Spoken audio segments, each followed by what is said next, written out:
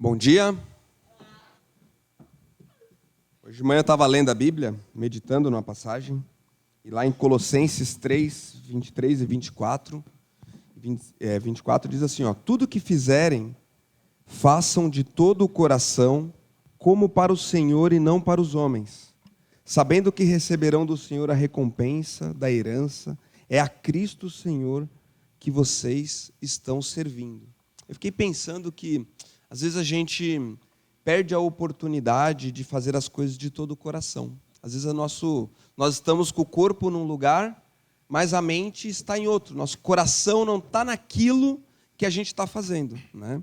E esse texto, ele me exortou hoje de manhã que, quando eu for fazer qualquer coisa, coloca todo o seu coração naquilo que você está fazendo, porque é o Senhor que nós estamos servindo.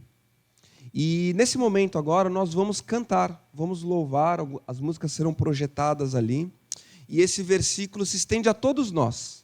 Um convite para que você coloque o seu coração em cada música que você vai cantar, de todo o coração. Esquece os problemas, esquece o futuro, aquilo que a gente fica ansioso pelo futuro, e entregue-se ao momento agora, de louvar a Deus de todo o coração. Porque Ele enxerga lá dentro do nosso coração e recebe a nossa adoração nesse momento, tá bom? Então fique de pé conosco e vamos cantar juntos. Se tem ainda alguma criança que está aqui embaixo, vocês podem subir, que hoje as crianças vão ter um momento especial lá em cima do início da celebração.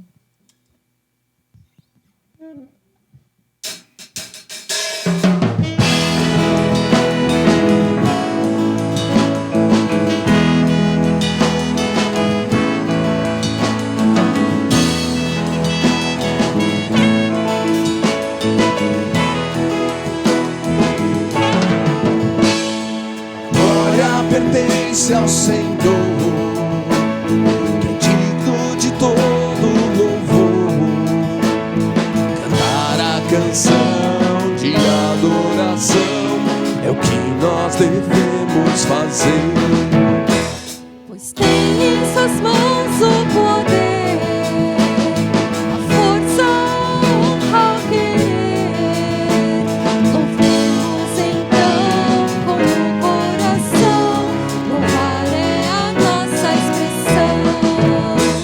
Pois reina em toda a terra, que traz sobre nós tua paz, e o Espírito Santo derrama unção para sermos de fato cristãos.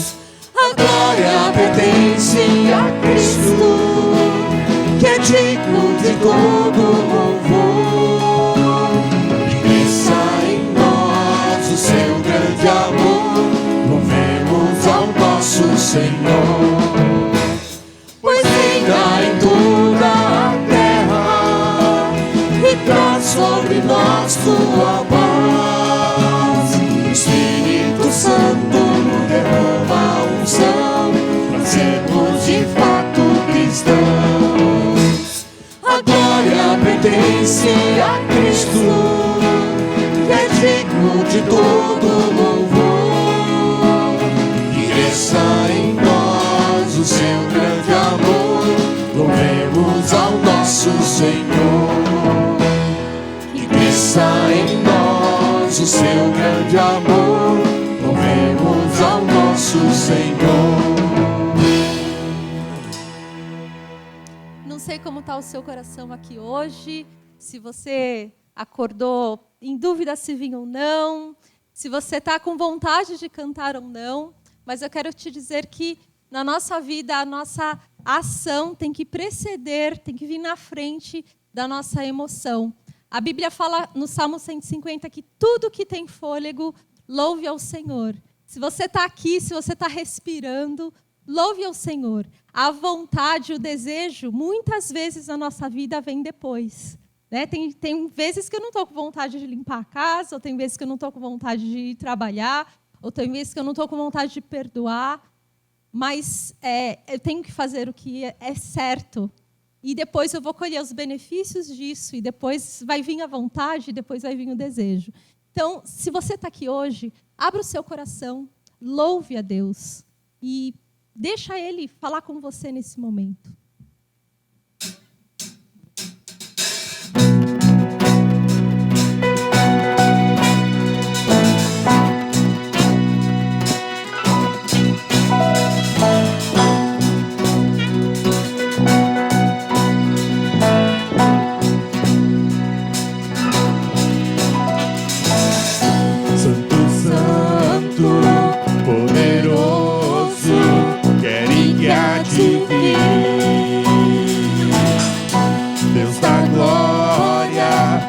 Tão digno, eu me prostro a ti.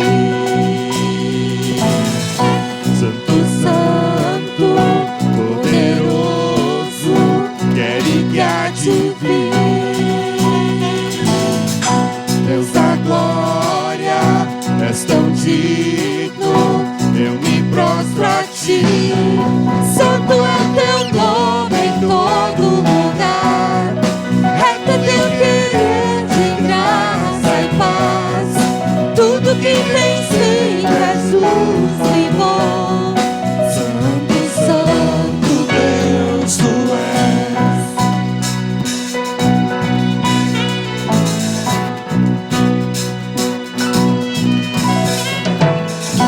Santo, Santo, poderoso, quero que há de vir. Deus da glória, és tão digno, eu me prostro a ti. Santo é o teu nome em todo lugar, reto é teu querer de graça e paz.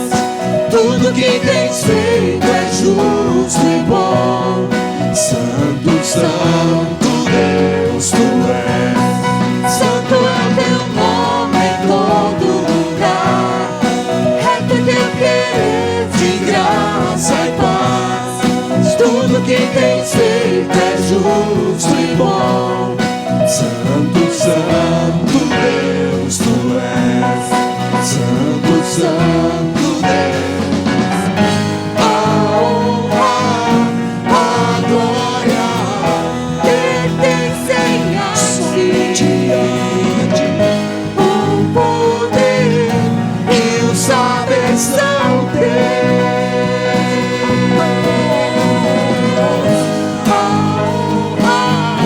A glória pertencem a ti. O poder e o saber são teus. Santo é o teu nome em todo lugar, reto é teu querer de graça e paz. Tudo que tens feito é justo e bom. Santo, Santo Deus, tu és. Santo é o teu nome em todo lugar, reto é teu querer de graça e paz. Tudo que tens feito é justo e bom. Santo, Santo Deus, tu és. Santo, Santo Deus.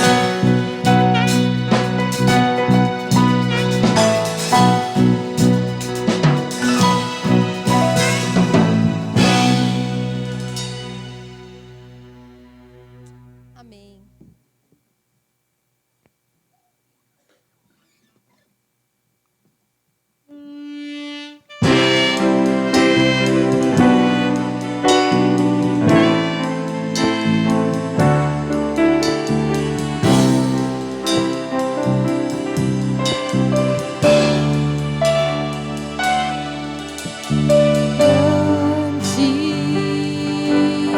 É o Senhor e muito digno de louvor.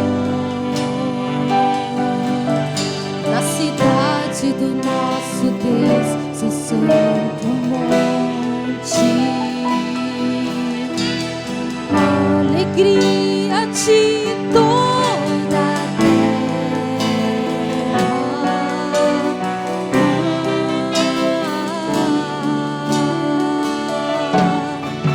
Grande é o Senhor em quem nós temos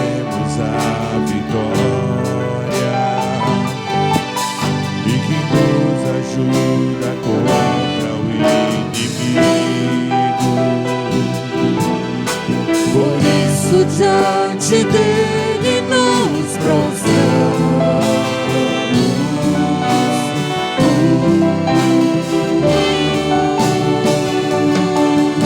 Queremos o teu nome engrandecer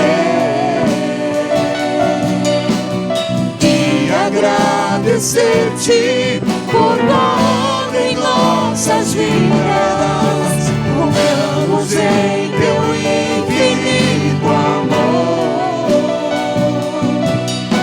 pois só tu és o Deus eterno sobre toda a terra e céus.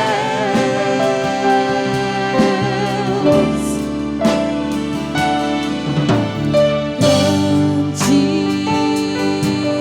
é o Senhor e muito digno de na cidade do nosso Deus e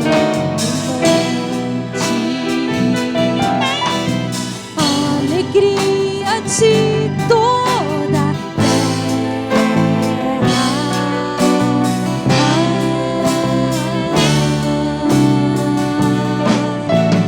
Grande é o Senhor em quem nós temos a vitória e que nos ajuda contra o inimigo. Por isso diante dele nos prostramos.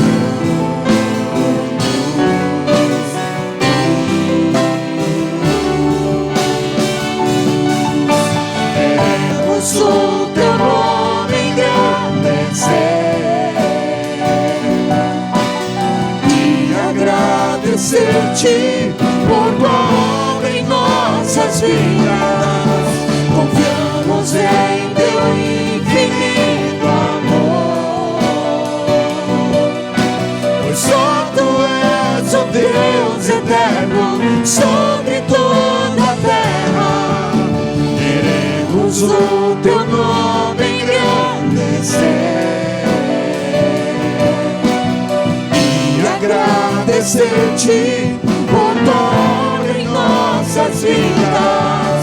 Confiamos em teu infinito amor, pois só tu és o Deus eterno sobre toda a terra. Pois só tu és o Deus eterno sobre toda a terra.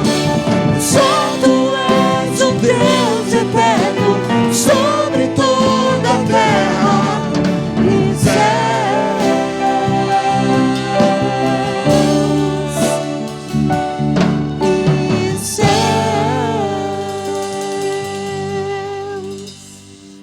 Te louvamos, Senhor. Obrigada por estarmos aqui.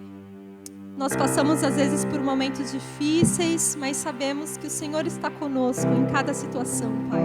Obrigada por fazer parte da nossa história, por nós podermos ter o Senhor como nosso Deus, Pai.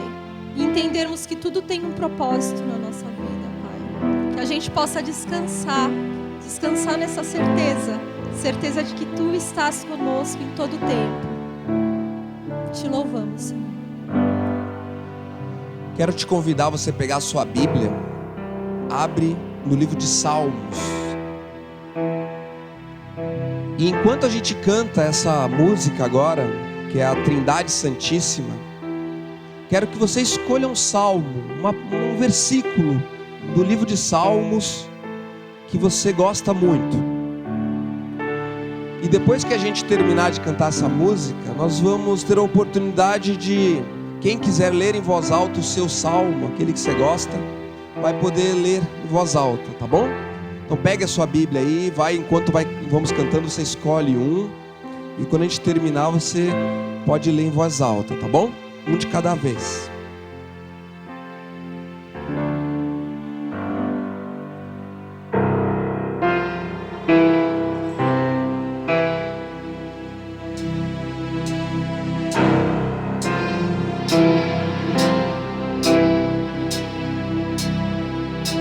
Santo, Santo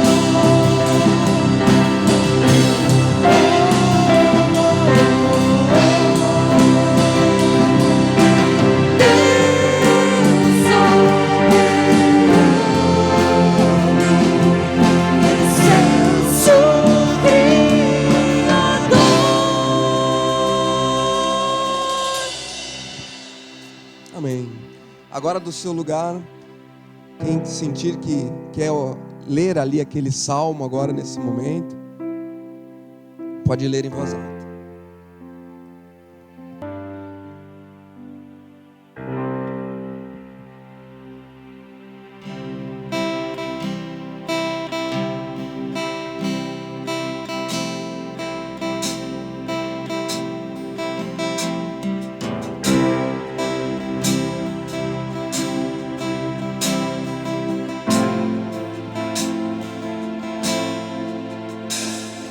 Ele é a imagem do Deus invisível. Ele é Senhor sobre a criação, pois nele foram criadas todas as coisas nos céus e na terra. Sejam tronos, soberanias, poderes ou autoridades, Ele é antes de tudo e a todos sustenta pela palavra, pois foi do agrado de Deus que em tudo Ele tenha supremacia.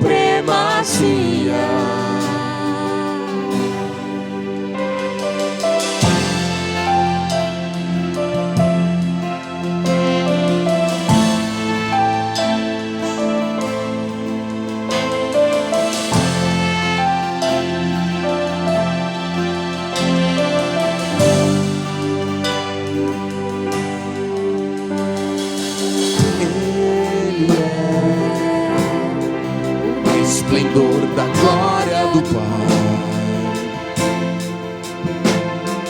Ele é a exata expressão do seu ser, pois nele foram criadas todas as coisas nos céus e na terra.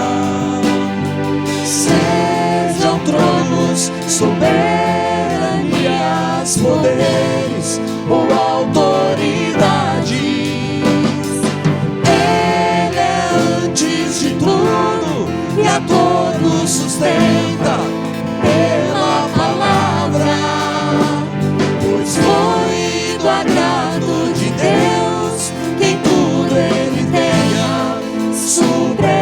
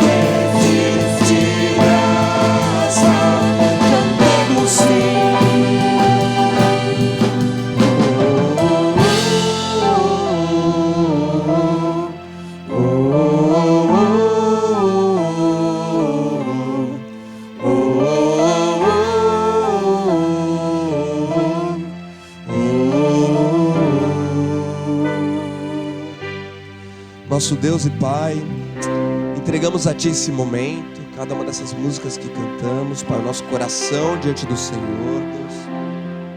Pedindo, Pai, que o Senhor esteja tocando ainda mais tudo que nós vamos fazer aqui nesse momento, a nossa vida, Pai. Toca o nosso coração agora durante a palavra.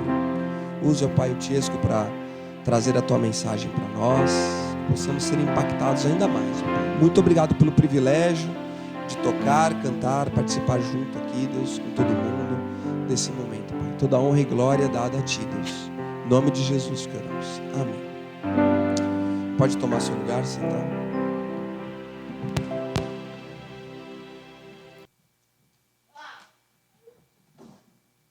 Bom dia, João. Tudo bem? Que bom, né? Pelo menos alguém fica feliz de me ver aqui, né, João? Obrigado pelo carinho. Muito bem, gente. Nós vamos continuar a nossa série, dando sequência, né? Ao livro de Atos. Nós temos estudado já, estamos já encaminhando para o final. Hoje nós vamos falar no capítulo 20 do livro de Atos. Na semana passada nós vimos ali no capítulo 19, né? Aquilo tudo que aconteceu. No capítulo 19 ainda nós temos ali um tumulto, né, num templo de Artemis, porque alguns ourives que faziam santinhos, né, miniaturas, começaram a ficar preocupados ali com a presença de Paulo ensinando sobre o Deus verdadeiro. E eles começaram a ficar preocupados com o seu lucro acabar. E aí dá um tumulto na cidade. E aí então Paulo sai, né, de Éfeso e começa uma série de viagens aí em algumas cidades. Então, se você já abriu aí a sua Bíblia no capítulo 20, você vai ver ali que Paulo então viaja pela Macedônia, aí pela Grécia, aí depois ele está em Troade, onde tem um caso ali, um relato bem curioso, né? Onde Paulo está pregando por horas e horas e horas, e ele queria falar para o povo, e aí tem um rapaz sentado na janela, e de repente o rapaz pega no sono, cai e morre. E aí Paulo desce, abraça o rapaz e diz: não, fiquem tranquilos que ele está vivo. E aí aquele rapaz, o Eutico, ele é ressuscitado ali por Paulo, por Deus através de Paulo. E aí, então, tudo volta ao normal, né? Mas é um relato bem curioso, né?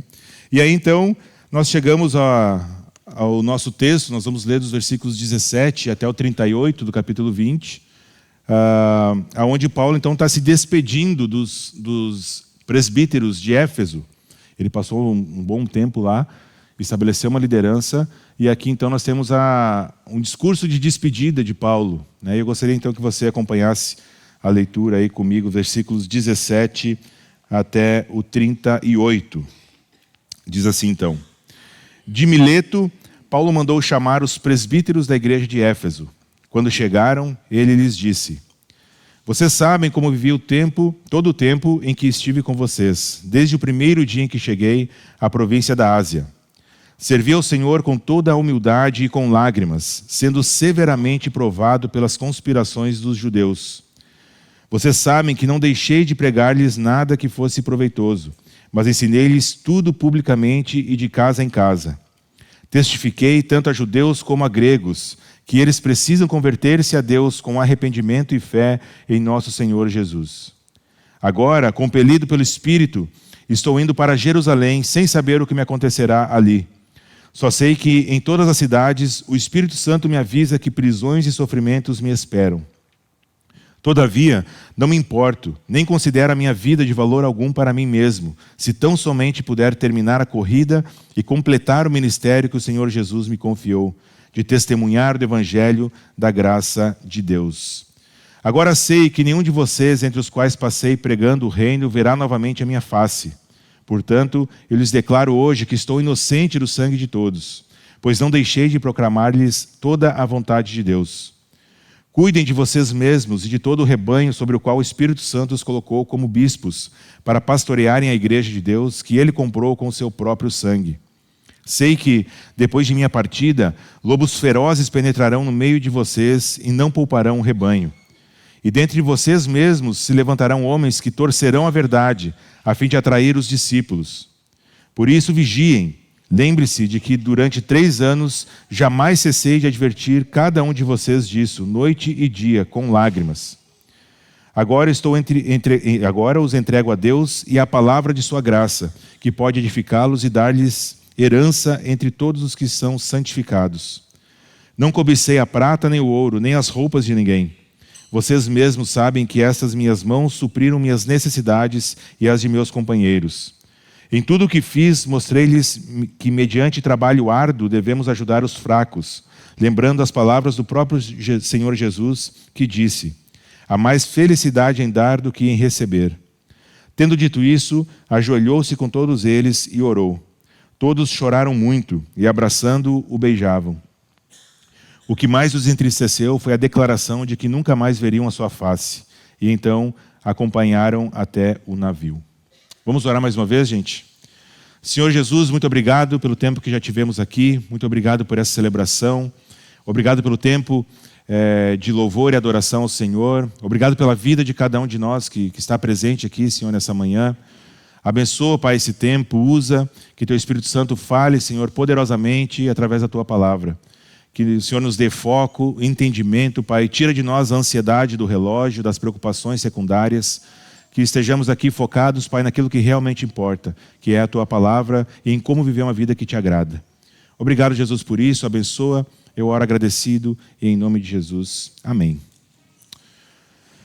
Muito bem, então, antes de a gente mergulhar no texto, propriamente dito, a gente precisa entender um pouquinho do contexto histórico aqui, que eu já mencionei alguma coisa aqui rapidamente, onde Paulo se encontrava. Então, após deixar Éfeso, por fim, Paulo passou por essas cidades e agora ele estava numa cidade chamada Mileto. O versículo 17 fala que de Mileto, então da cidade de Mileto, Paulo mandou chamar os presbíteros lá de Éfeso. A cidade ficava a mais ou menos 48 quilômetros de distância aí de Éfeso. E aí, então, quando Paulo fez essa breve parada ali, ele enviou esse mensageiro chamando os presbíteros porque ele queria falar. E é interessante de salientar que essa é a única pregação de Paulo, o único sermão, o único discurso voltado para cristãos. Todos os outros registros que nós temos na Bíblia, de Paulo falando a alguém, alguma pessoa, é num contexto de evangelismo, de pessoas que não conheciam a Jesus. E aqui ele está falando para os presbíteros, então ele está falando, pregando, ou ali, dando as últimas instruções para aqueles presbíteros ali de Éfeso. E é interessante também que Lucas registra usando a palavra nós, e em outros relatos, Lucas não se inclui na narrativa, mas aqui ele se inclui também. Então ele estava ali junto, registrando aquilo que Paulo estava falando e aí, escrevendo em loco, sobre o que ele estava ouvindo ali de Paulo. E aí então a gente chega no nosso texto, onde Paulo tem esse último discurso, e a gente sabe que quando a gente está numa despedida, assim como o Senhor Jesus, quando foi se despedir dos discípulos, ele fala aquelas coisas mais importantes, antes de partir. Então, por isso esse texto é tão importante para nós, porque aqui Paulo está falando aos presbíteros, mas muita coisa se aplica a todos nós, na vida cristã de um modo geral. E aí, então, eu gostaria de não deixá-los ansiosos hoje e já começar com a rima. Todo mundo estava já ansioso, Qual será a rima de hoje? Eu sei que vocês estão. E a rima diz o seguinte, tentando sintetizar a ideia daquilo que nós vamos ver nesta manhã. Assim como Paulo, devemos servir a Deus com humildade, lágrimas e devoção ardente, tendo cuidado com falsos profetas, testemunhando do evangelho da graça constantemente. Amém? Essa é a ideia principal e vamos ver se a gente consegue desmembrar mais, se aprofundar mais nisso que Paulo nos deixou aqui nesse discurso. E a primeira coisa que nós devemos salientar é para quem Paulo está falando esse discurso, como eu já comentei, para os presbíteros da igreja de Éfeso. E aqui eu tenho que já falar de passagem, que às vezes a gente tem a tentação de pensar que a estrutura de estabelecimento de autoridades espirituais na igreja e na comunidade é uma invenção humana, uma invenção nossa. Nós temos na aliança uma certa dificuldade com essa questão de autoridade como igreja, de se submeter à autoridade honrar a autoridade, né? Mas Paulo está falando aqui dos presbíteros. E esses presbíteros são da onde? Da igreja de Éfeso, onde Paulo ensinou durante 3 anos. E ele treinou esses homens para que eles agora, então, pastoreassem a igreja quando ele saísse. Então, isso não é uma invenção moderna, né? Quando Jesus subiu aos céus, ele deixou os seus apóstolos, os discípulos, para governarem a igreja. Então nós precisamos falar um pouquinho, antes de nós irmos mais a fundo no texto, para quem Paulo está falando e ao mesmo tempo entendendo que isso não é uma prática nova, na verdade é uma prática da igreja primitiva, né? Então quando Paulo fala para chamar os presbíteros, isso imediatamente levanta essa questão de que o Novo Testamento ensina essa estrutura de governo da igreja.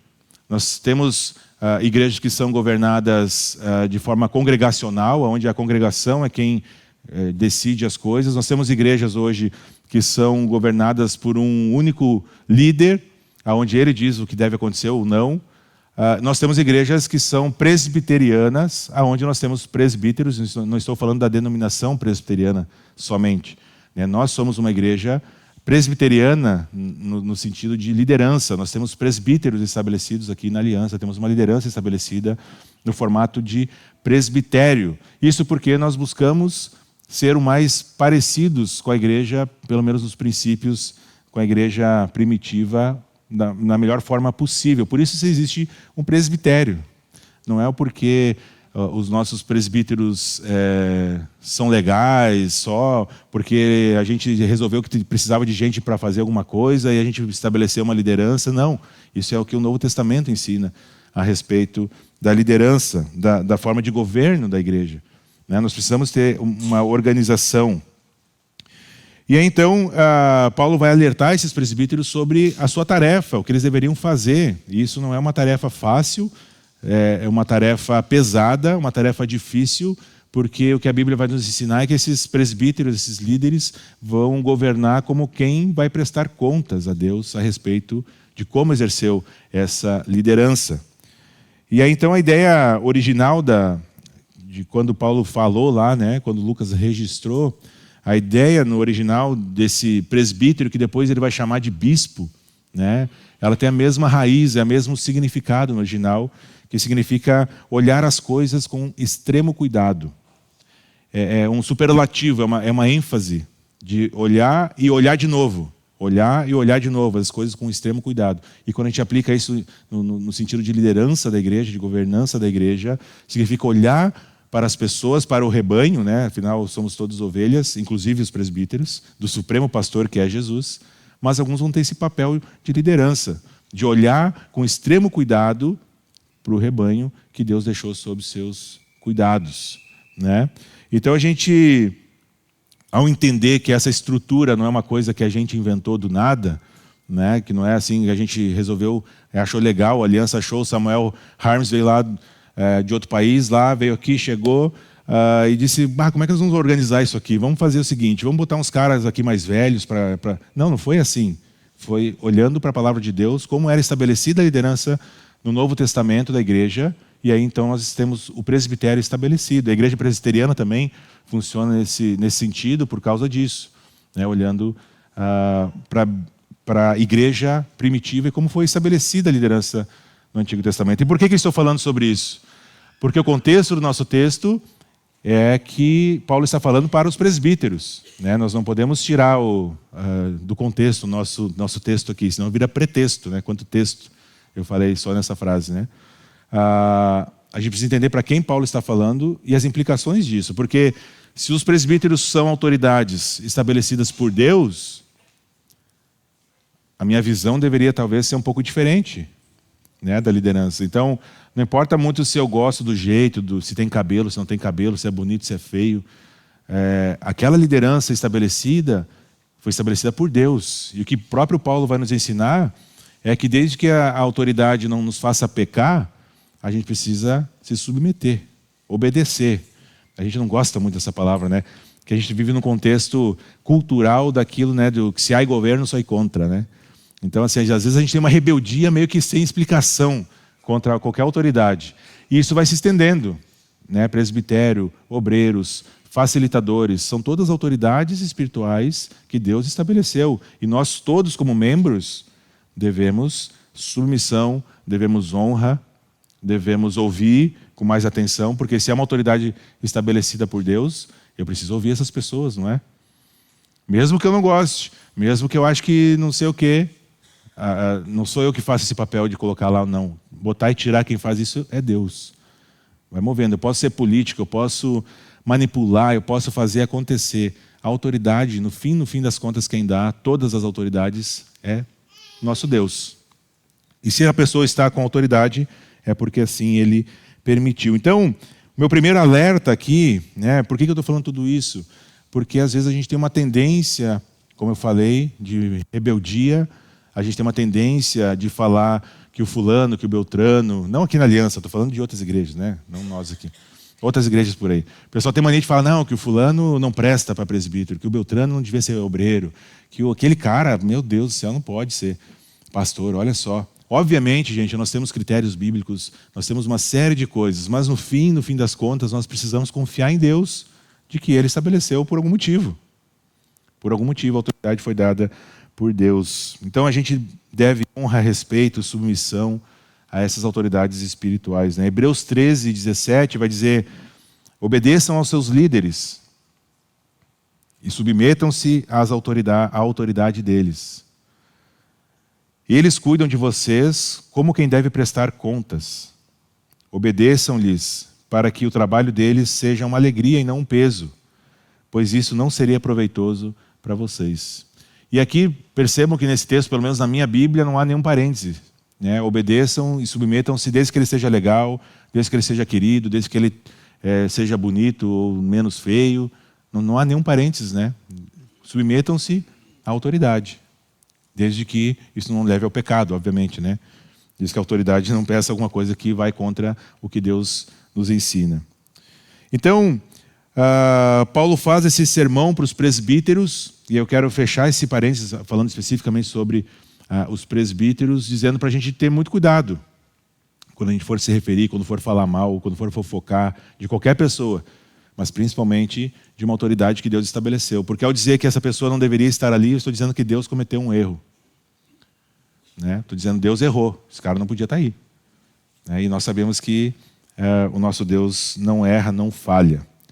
E aí, então, Paulo convocou esses homens para chegarem lá, e aí ao chegarem, então, Paulo começa o seu discurso ali, meio que no cais, ainda esperando o navio, né, entrar no navio ali para partir. Paulo começa, então, a falar com esses presbíteros. E ele começa, então, falando a respeito do seu passado.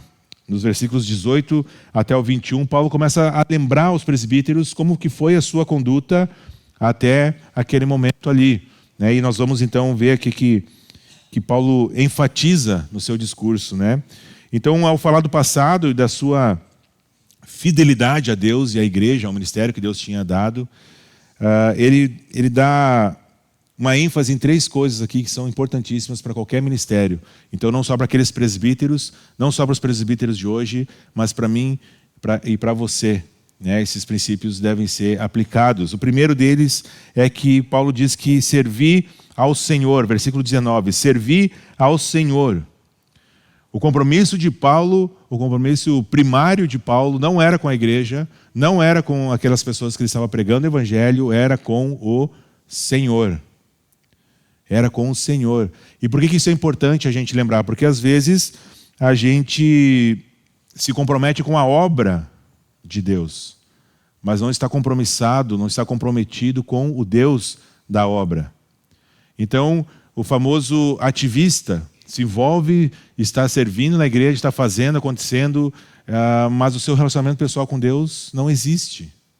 E Paulo dá ênfase, eu servi ao Senhor. Como consequência desse relacionamento com o Senhor, eu então fiz tudo isso que estou falando aqui para vocês. E aí, Paulo, inclusive, fala como ele serviu ao Senhor. Fala que serviu com humildade. Humildade. Lembram daquela mensagem que o Olavo trouxe aqui alguns domingos atrás, falando do processo, né, de humildade de Paulo, onde no começo ele falava, eu fiz isso, fui aquilo, tal, dá o currículo dele. Aí depois ele está dizendo, eu sou dos apóstolos o menor. E depois no final ele diz, olha, eu sou dos pecadores o pior. né? Então Paulo vai também aprendendo a humildade. É um processo também na vida do apóstolo Paulo. Mas ele fala que serviu com humildade, porque um servo não pode buscar a autoglorificação. O servo, ele serve, e só. E só. Ele não fica buscando holofote, ele não fica buscando aparecer, ele não fica buscando um tapinha nas costas, um muito bem, que legal. Ele não fica buscando aplauso. Ele busca servir e agradar a Deus. Ele não quer ter uma projeção pessoal, ele quer que Deus seja glorificado. Essa é a postura do servo, de servir, ou que deveria ser, pelo menos. E aí então, ele continua dizendo que serviu a Deus com lágrimas. Com lágrimas. E aí eu não sei de onde surgiu a ideia, talvez da nossa cultura pós-moderna, de que eu não posso sofrer no ministério. Há uma ideia de que se eu preciso me sacrificar, eu não posso servir. Se eu tenho que abrir mão dos meus horários, do meu tempo de ficar em casa fazendo nada, eu não vou servir. Se eu tenho que levantar mais cedo, acordar mais cedo para servir, eu não vou servir. Se eu tenho que... não vou servir. Só se não for um peso. Alguém já falou para você? Não, se está sendo um peso, larga. Tem que largar a vida, então. Gente, sabe que o ministério ele está entrelaçado com o sacrifício, está entrelaçado com lágrimas, está entrelaçado com sofrimento, com abrir mão. Se você é um facilitador de grupo célula e está me ouvindo agora, quantas vezes você já pensou em largar teu grupo? Nenhuma, né? Imagina que o cara vai falar, nenhuma, nunca pensei nisso. São os amores. Os amores. Se eu fosse visitar meu grupo, tu ia ver. Por quê? Porque é difícil, gente. É difícil. Às vezes a gente queria ficar em casa descansando, a gente está cansado da semana de trabalho, daí tem o grupo célula, aí tem aquele irmão amado, querido, que suga as energias. E você está ali servindo. O seu discipulado, você tem que sair de casa, tem que abrir mão do tempo. O Ministério de Louvor tem que vir aqui ensaiar, tem que servir. O Ministério Data Show tem que estar indo domingo de manhã, às vezes tem que estar de noite, tem que arrumar coisa. E assim vai. Ministério, não existe serviço sem sacrifício de alguma forma. Não existe. Às vezes vão ser lágrimas de verdade. Não só uma forma de falar. Lágrimas de verdade. Então a gente não pode esperar facilidades numa vida de serviço. Sabe por quê? Porque a gente não está esperando nada deste mundo aqui. Esse mundo vai ser contra esse tipo de coisa. Agora, não desanima do ministério, do sacrifício e das lágrimas, porque lá na eternidade, aquilo que a gente está fazendo está ecoando. E um dia nós vamos receber o galardão, que eu não sei o que vai ser, não sei como que vai ser esse negócio, mas o que a Bíblia nos ensina é que nós teremos um galardão no céu, uma recompensa.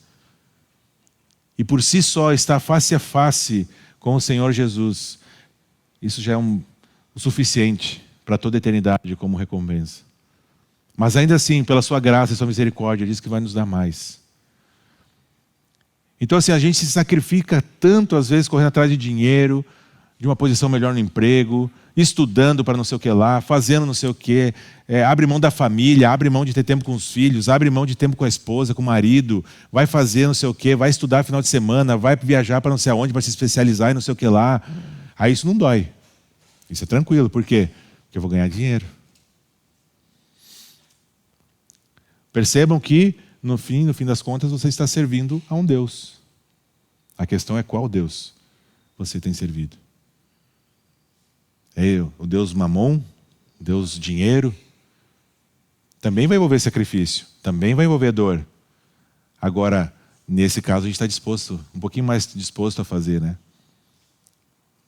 E aí a gente perde uma recompensa eterna, celestial, para ficar com os trapos de imundícia desse mundo aqui. Para construir, para comprar, para ter, fazer, né? Então, a gente deveria pensar muito mais na eternidade. Isso nos levaria a ter motivação para servir, a ter motivação para, de novo, semana após semana, estar no grupo célula, semana após semana se encontrar com aquela pessoa que você faz discipulado e que não te ouve de jeito nenhum. Tu fala para ir para a direita, vai para a esquerda. Tu fala para ir reto, ela volta para trás. E você está lá, insistindo. Por quê? Porque a gente está servindo, o compromisso primário é com o Senhor. E não com essas coisas aqui. No capítulo 17, versículo 10 do Evangelho de Lucas, Jesus conta ali uma parábola, e o próprio Senhor Jesus é quem está dizendo isso. Inclusive, isso está de papel de parede do meu computador para não me esquecer. E diz o seguinte, versículo 10 do capítulo 17 de Lucas. Quando tiveres feito tudo o que lhes for ordenado, devem dizer. Jesus está dizendo, tá, gente? Não sou eu. Somos servos inúteis.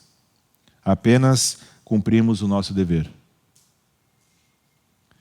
Eu e você não devemos esperar nada desse mundo aqui. Aplauso, bonificação, incentivo, nada. Porque o nosso serviço é para Deus. E quando a gente tiver feito o serviço para Deus, o que o Senhor Jesus está dizendo é que nós devemos ter a postura de pensar para nós mesmos. Eu não fiz nada mais do que eu deveria fazer.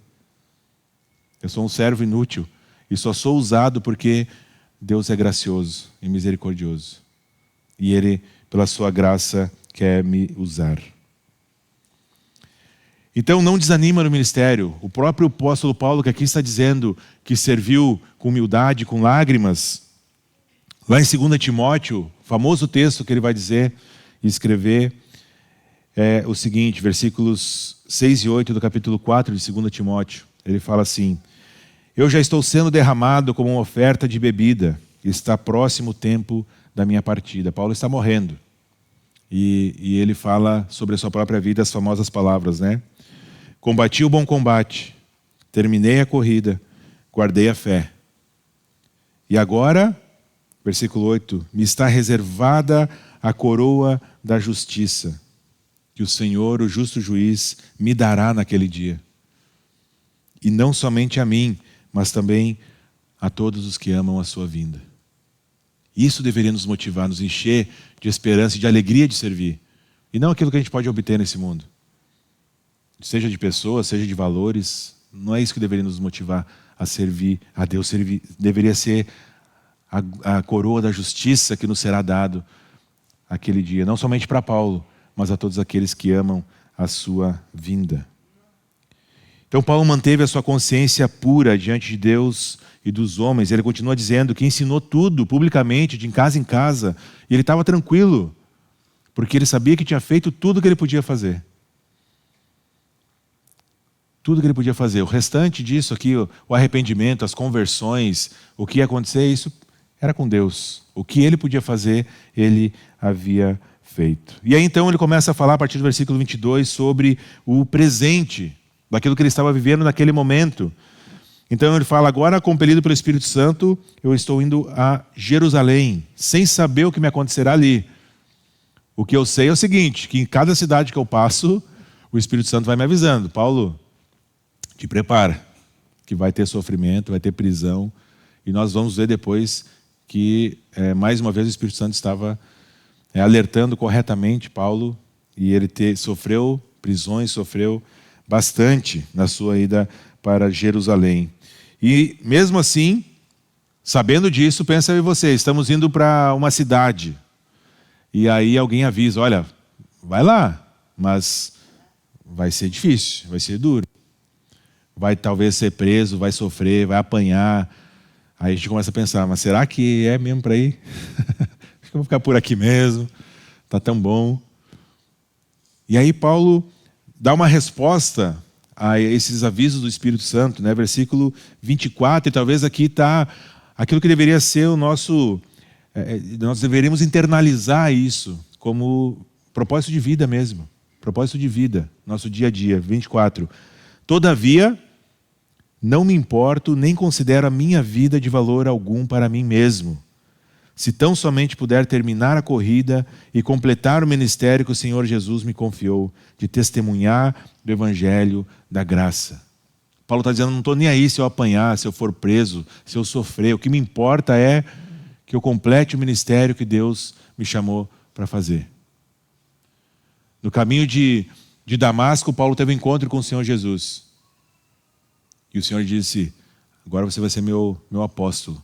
E eu vou te mostrar o quanto você precisa sofrer pelo meu nome. Jesus fala isso para Paulo. E Paulo se preocupava com o quê?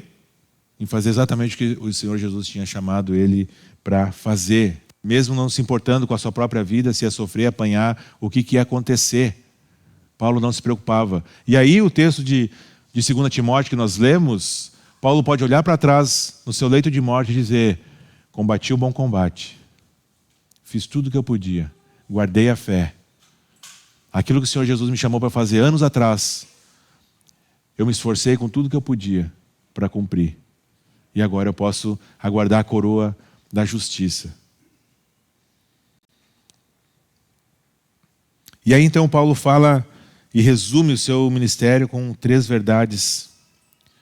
Que essa vocação, que foi o Senhor Jesus quem o chamou, não foi o fulano, não foi o beltrano, foi o Senhor Jesus. E essa mesma verdade é verdade para mim e para você. Quem te chamou para o ministério, quem te chamou para o serviço, quem te chama a ser útil de alguma forma na obra, é o próprio Senhor Jesus. Não é o Francesco, não é o Olavo, não é o Vanderlei, não é o seu facilitador, é o próprio Senhor Jesus que nos ordena que todos nós sejamos instrumentos. O Espírito Santo nos deu dons, nos deu talentos, para que a gente vá completando o corpo.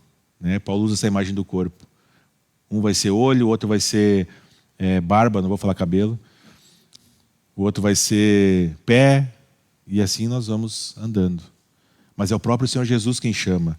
Paulo também fala sobre a abnegação do serviço. De novo, Paulo está falando sobre isso. Ele não se importava com o que ia acontecer, completamente abnegado. E às vezes a gente, por ter que acordar mais cedo, a gente já não quer se envolver. Por ter que, sei lá, não poder ver o jogo do time, do coração, aí já não vou ficar em casa mesmo, ficar vendo. Paulo não considerava morrer. Na verdade, ele considerava lucro morrer, que é o que ele vai dizer. Para poder agradar ao Senhor Jesus. Então a vocação, a abnegação e a paixão de Paulo fica evidente aqui. Porque ele queria somente o quê? Testemunhar da graça, do Evangelho da graça de Deus. Essa era a paixão, era o que movia Paulo. Testemunhar do Evangelho da graça de Deus. Por isso que ele viajava, por isso que ele apanhava, por isso que ele foi apedrejado, por isso que ele foi preso, porque ele queria testemunhar do Evangelho da graça e nada impedia Paulo de fazer isso. E a minha pergunta para você: o que te move? O que te move? Qual é a tua paixão? Qual é a tua paixão? Será que nós estamos cheios dessa mesma paixão de Paulo, de testemunhar do Evangelho da graça? Porque eu e você existimos, em primeiro lugar, para glorificar a Deus. Em primeiro lugar. E depois nós recebemos um chamado geral do próprio Senhor Jesus, que é de falar do Evangelho da graça para as pessoas que estão ao nosso redor. Qual que é a sua paixão? Por que você levanta todas as manhãs? Por que você trabalha? Por que você faz? Por que você vive? Por quê? Para quê? E por fim, então, Paulo fala a respeito do futuro. Começa a falar do futuro nos versículos 28 em diante. Ele começa a falar a respeito daquilo que a igreja iria enfrentar. E aí, então, ele fala primeiro de quem é essa igreja, versículo 28. Cuidem de vocês mesmos, esse é o conselho que ele dá para os presbíteros, e que é o mesmo conselho que se estende para nós. Cuidem de vocês mesmos, certo? Então cada um de nós é responsável pela sua vida com Deus. Eu não sou responsável pela vida com Deus de vocês, vocês não são responsáveis pela minha vida com Deus. Cada um de nós é responsável por sua vida com Deus. Cuidem de vocês mesmos e de todo o rebanho sobre o qual o Espírito Santo os colocou como bispos para pastorearem a igreja de Deus. E de quem é essa igreja? Que ele comprou com o seu próprio sangue. Nossa igreja, eu não estou falando da aliança bíblica, estou falando da igreja universal de todos os tempos. Nem da universal, né? É aquela, é outra. A igreja universal, todos os cristãos, fomos comprados pelo sangue de Jesus. Ele é o cabeça da igreja. Todos nós somos ovelhas, obreiros, presbíteros, facilitador, tudo ovelha, com papéis distintos dentro da comunidade, dentro do corpo. Mas quem comprou essa igreja foi o próprio Senhor Jesus. E aí ele revela uma preocupação, né? Sei que depois da minha partida, versículo 29, lobos ferozes penetrarão no meio de vocês e não pouparão o rebanho. E dentre vocês mesmos se levantarão homens que torcerão a verdade a fim de atrair os discípulos. Né? O famoso lobo vestido de ovelha, que não vai poupar o rebanho. E aqui Paulo está falando tanto de pessoas, não está falando de pessoas que não conhecem a Jesus, tá? Ele está falando de pessoas que estão convivendo com os cristãos e que professam a fé, embora talvez não tenham um relacionamento pessoal com Jesus, e que não vão poupar o rebanho, vão começar a minar, vão falar, vão distorcer a palavra e vão dizer que não é bem assim. Aquilo que o Francisco falou lá não é bem assim, porque olha só, pá, e vai minando. E de repente o estrago já está feito. E é uma fofoquinha aqui, e é um negocinho ali, e bibibi, e vai minando, e de repente a estrutura está toda cheia de cupim.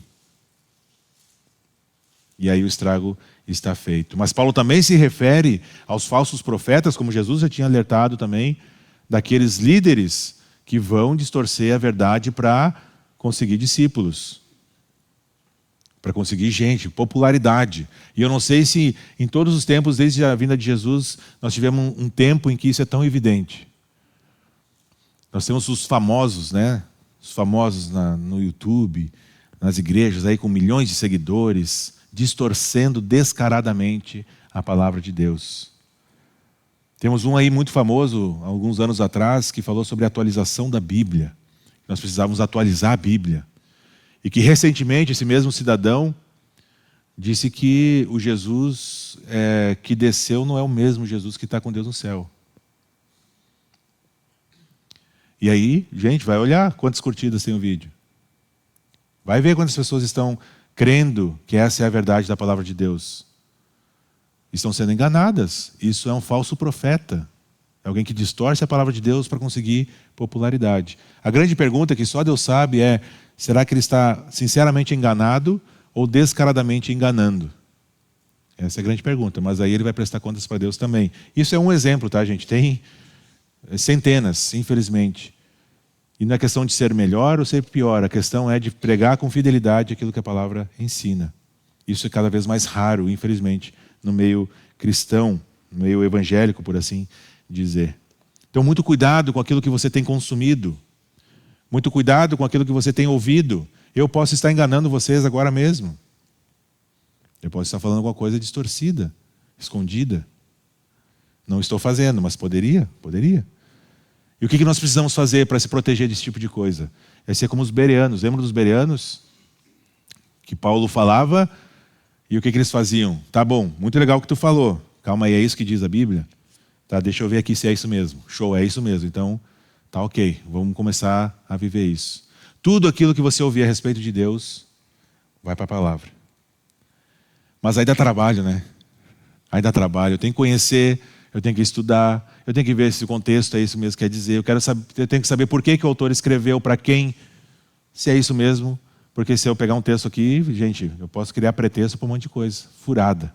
E que é isso que acontece, infelizmente. Então, muito cuidado aonde você tem bebido, de quais fontes você tem bebido. Às vezes uma coisa aparentemente boa pode fazer muito mal. Pode fazer muito mal. Então Paulo alerta contra esses lobos em peles de ovelhas. O próprio Senhor Jesus, qual foi o problema que Jesus teve com quem? Com os religiosos. No Antigo Testamento, o povo de Israel teve problema com quem? Foi os inimigos na volta?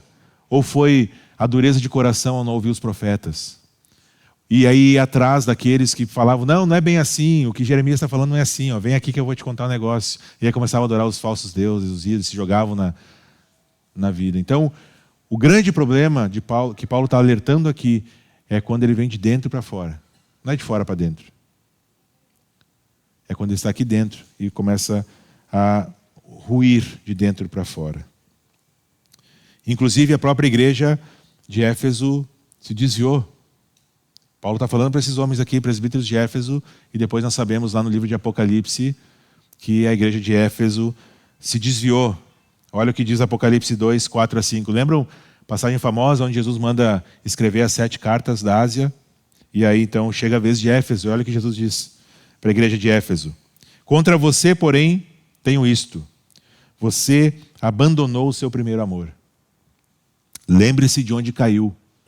Arrependa-se e pratique as obras que praticava no princípio. Ou seja, a igreja de Éfeso pegou uma curva em algum lugar e se perdeu. E Jesus está dizendo, volta, contra vocês eu tenho isso. Vocês se desviaram do primeiro amor.